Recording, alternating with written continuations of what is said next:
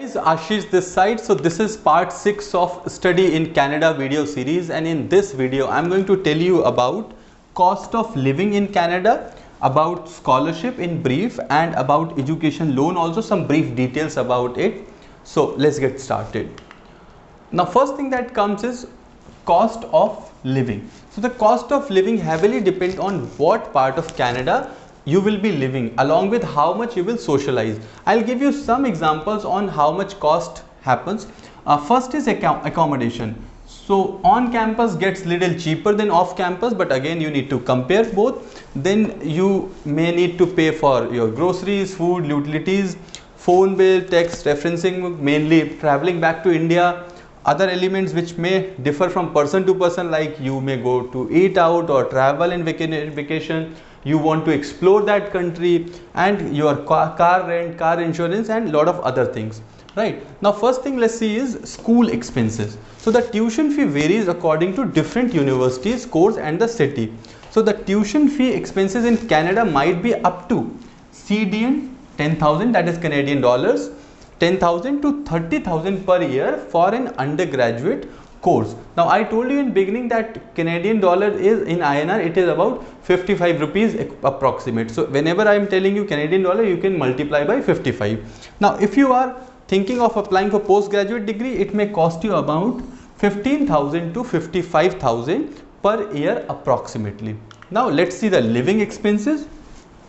So on an average, a student need to spend approximately 10,000 to 12,000 Canadian dollars per year, but the expenses also depend on where the student stays. Now let's see the two comparison.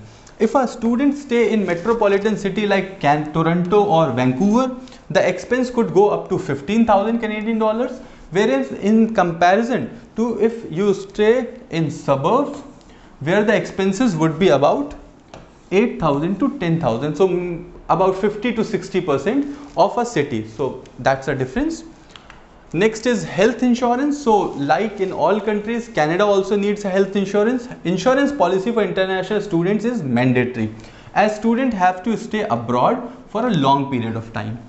Before getting an insurance, make sure that it covers medical expenses, personal accident, dental treatment, study interruption, passport loss. So these all should be covered. Insurance is basically cashless, so a student does not need to pay money at the time of hospitalization. So these are some very important criteria which you need to focus on while getting an insurance.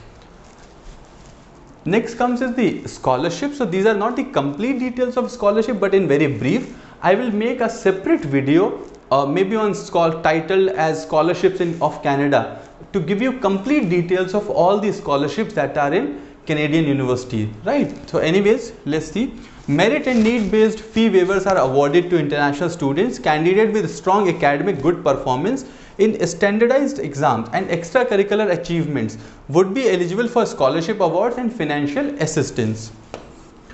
To benefit from these opportunities, one has to make sure that you need to send all the documents. That of course very valid thing. Now what are the documents required for scholarship? So you need academic records and photocopies, a recent CV, a letter of intent, which certificate of language proficiency, and letter of references. So these are the documents you require for your scholarship application.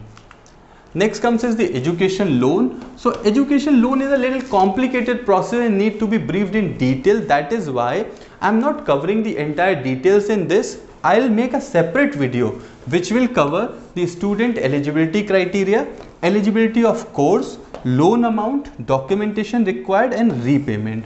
So this is the end of part 6.